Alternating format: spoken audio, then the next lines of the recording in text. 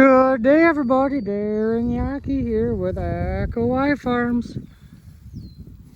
Just thought I'd bring you out to the pasture again and see how the cows are doing. Got the calves a little bit farther ahead, laying down, relaxing. They like laying in that tall grass. A little bit of shade for them. Get them away from mama for a while.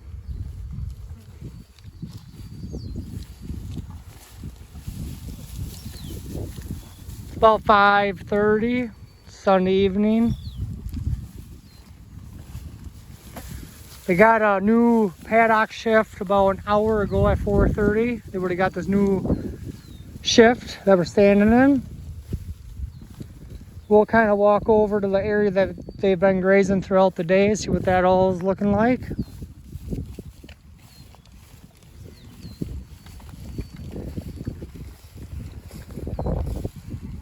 They got a nice brown layer out in this area they've already grazed on. There is some thatch on top of the soil as well. So that's why it's nice leaving them have 7 shifts a day. That way they keep going ahead, getting a little sliver of grass every few hours. Go in and eat. And then at that point they start running it down. We got them on some pretty nice quality feed right now. So you got a lot of alfalfa out in this particular paddock. Looking at about a 60-day rest period on this forage.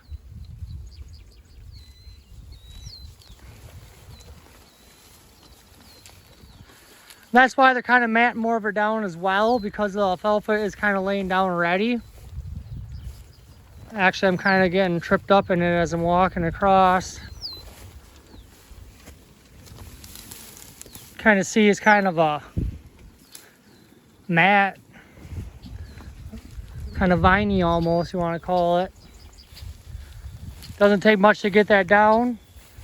The stuff that we came off of prior to grazing this particular paddock, there's a lot more grass, some red clover in it, and that was standing a lot more upright. It wasn't laying down ahead of time. And we did get some rain showers this week, which also put it down on the ground, some rain and some wind. Kind of laid that forage down on the ground a little more.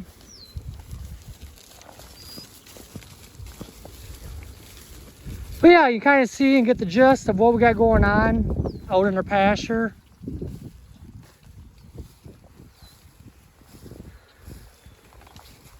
Just see how much they got, how low they're eating it down. There's some material on the ground. Say they're probably only using maybe 60% of this particular paddock that we're in. But it is fairly wet out here as well. So it is important that we just keep them moving on schedule. I am still at about 8 to 9/10 of an acre per day for this mob of cattle to be grazing on. So I haven't really changed that at all, even though we're in a little bit heavier pasture. I could bump that back a little bit to get a little bit better utilization of it. But if we kind of move up to this upper piece of the pasture, this is technically a different paddock. The piece we just came out of was a row crop field for quite a few years. Now we're going more into a pasture setting. As you can see, the forage ain't near the alfalfa. A lot more grass in here. And they have it ate down pretty short. You can see a lot more bare ground, because right that layer of thatch on the ground.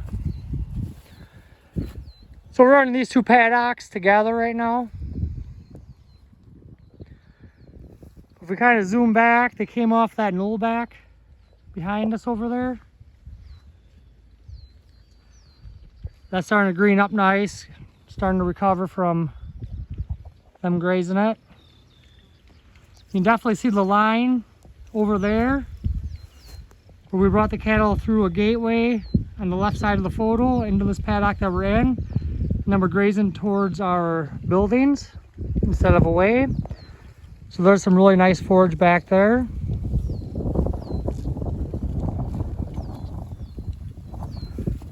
I did bring a mineral tub out now, trying to get them to eat a little bit more mineral right now. We are a month out from the breeding season, so I just want to make sure that everything's in check, that we have all the nutrients and minerals that these cattle need prior to the breeding season. Make sure they're in good condition going into the breeding season, so we have a good breed up. That'd be wonderful. But for the most part, the cattle's rumens all look fairly nice and full.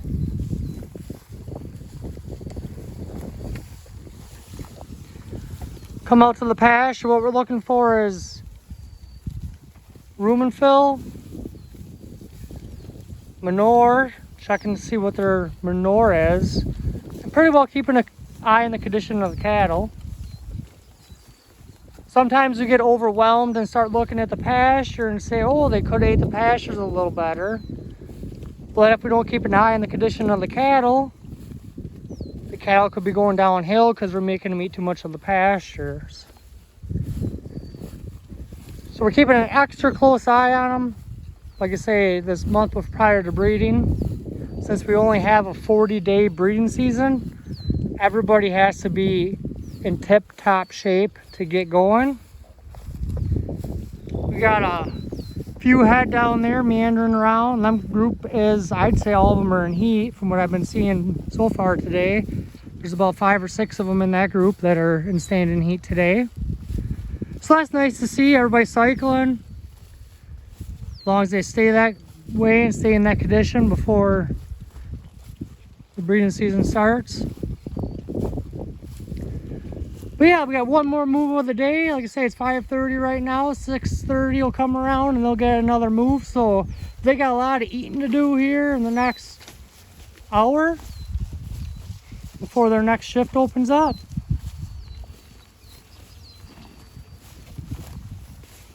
But it ain't a bad idea to always give them a little extra at the end of the day, just to make sure they got enough to eat through the evening and into the morning, because their next shift ain't till 6:30.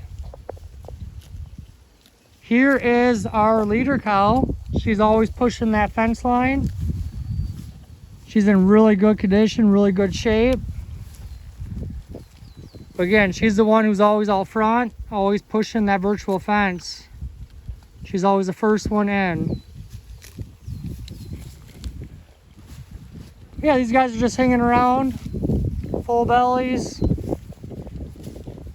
So I can hear the flies just buzzing out here. There must be a million flies out here. But if you look at the cattle, for the most part, the cattle are fairly fly free. I mean, there's a few flies on them, but tolerable, right? When the flies are so bad, you can't stand it out here yourself. Like right now, there's flies landing all over me. That one has a few on her face, but not too bad.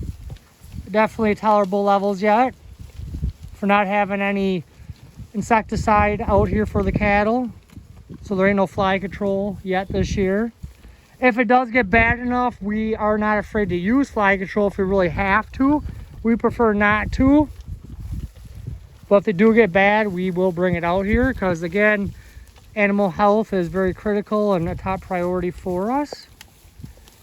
But we've been kind of weaning out some of the ones that have been having a few more flies on them throughout the years. So just through the genetic culling of the herd, I think we are getting a little bit more fly resistance in some of our cattle.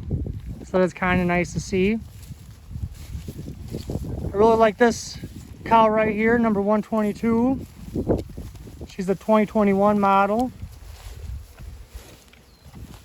She's what, 4 years old now, but she has a really nice tight udder on her. I can't see it in the dark there on the wrong side of her right now, but some really nice smaller teats and a really nice tight bag. As in most of our cows are fairly snug udders on them. We don't have too many big baggy udders. Get on the other side of this cow. Yeah, she has a calf on her. Look at that nice little udder. That's what we like to see. Big baggy udders.